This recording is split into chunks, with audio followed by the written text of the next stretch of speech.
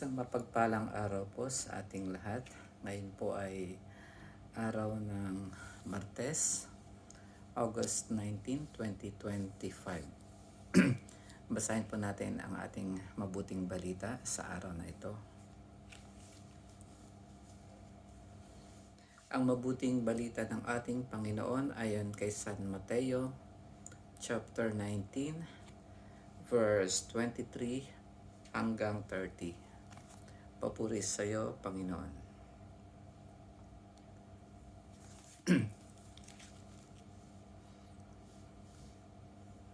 Sinabi ni Jesus sa kanyang mga alagad, "Sinasabi ko sa inyo, napakahirap mapabilang ang mayayaman sa mga pinaghaharian ng Diyos.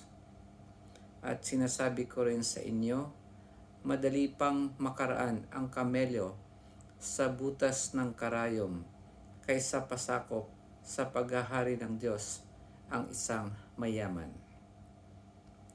Nagtaka ang mga alagad nang marinig ito, kaya't naitanong nila, "Kung gayon, sino po ang maliligtas?" Tinitigan sila ni Jesus at sinabi, "Hindi ito magagawa ng tao, ngunit magagawa ng Diyos ang lahat ng bagay." At nagsalita si Pedro, "Tingnan po ninyo, iniwan namin ang lahat at kami sumunod sa inyo. Ano po naman ang para sa amin?"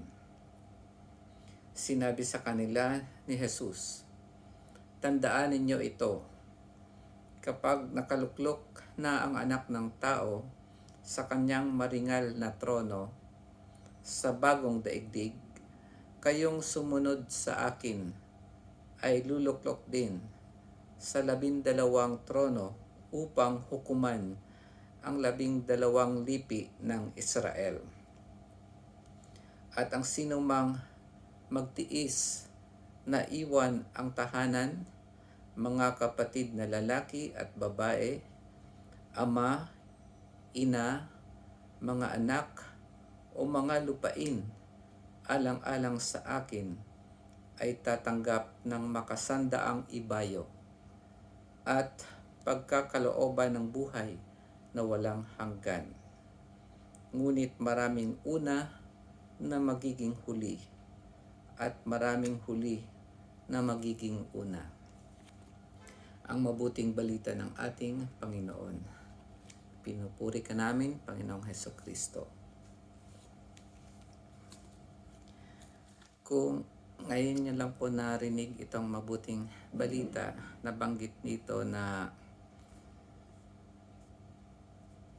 madali pang makaraan ang kamelyo sa butas ng karayom. Ang baka maiisip natin na yung kamelyo ay dumadaan sa butas ng karayom.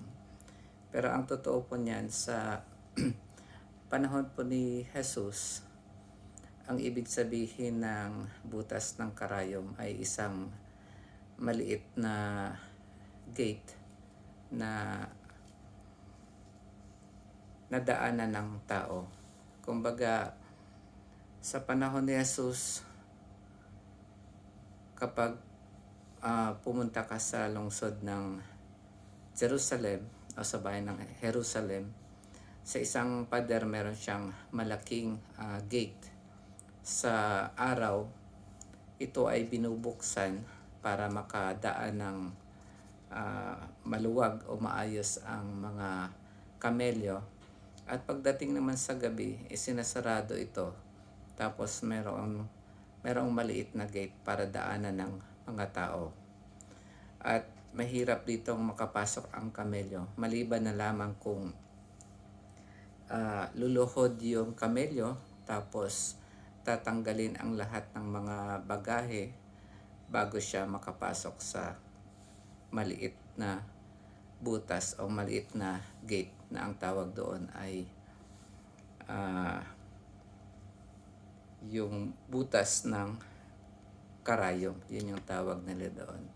Katulad din sa mga garahe natin sa bahay na may malaking gate, at pag nakapasok na ang sasakyan, sinasara natin yung malaking gate, tapos meron tayong binubuksan na maliit dun sa side o kaya sa gitna para makapasok ang tao. So yun ang tinatawag nilang butas ng karayom. At yun nga, ang sabi ng Panginoon na napakahirap pumasok sa kaharian ng Diyos kapag mayroon tayong marami tayong attachment sa mga makamundong bagay. So yun nga ang kailangan nating gawin, katulad ng kamelyo. Kailangan nating lumuhod, magpakumbaba sa harap ng ating Panginoon, at tanggalin lahat ng mga attachment. Kung mayaman tayo sa mga bagay na hindi natin maiwaksi, o kaya ito yung hadlang para makapaglingkod tayo at sumunod sa ating Panginoon. At imposible itong mangyari kung sa ganang atin lamang, dahil hindi natin ito magagawa sa ganang ating sarili lamang. Kailangan talaga natin ang grasya ng Panginoon para makasunod sa Kanya at maiwaksi natin lahat ng mga hadlang para tuloy-tuloy na sumunod tayo sa Kanya at mahalin Siya.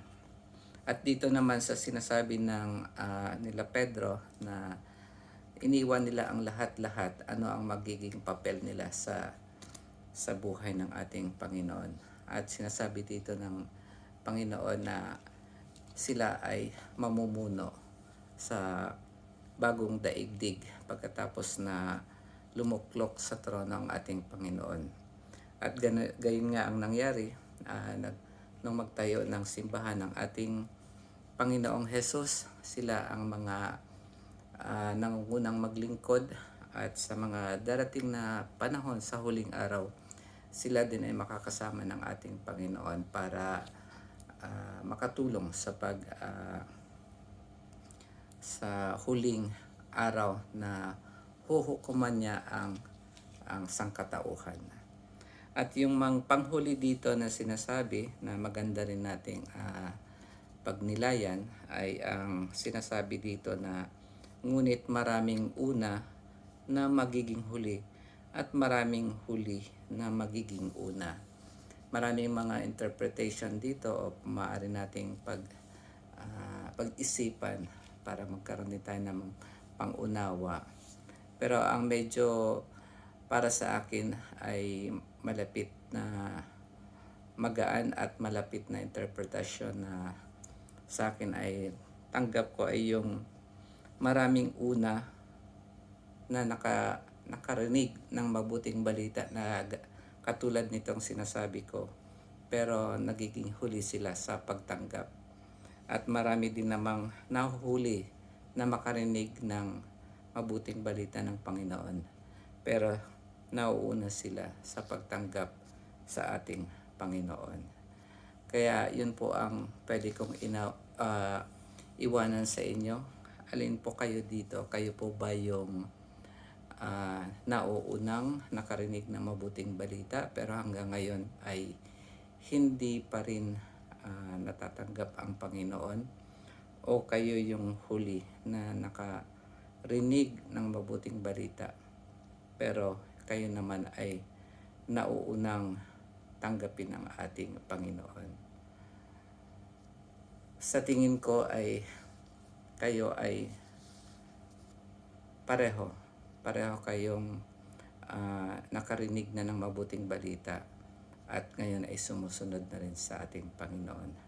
Dahil ang katunayan niyan na nandito kayo at narinig niyo itong mabuting balita ay hindi aksidente, at talagang ang Panginoon ay nandyan, tumutulong at hinihipo ang ating mga puso para marinig ang kanyang mga salita, ang kanyang mabuting balita.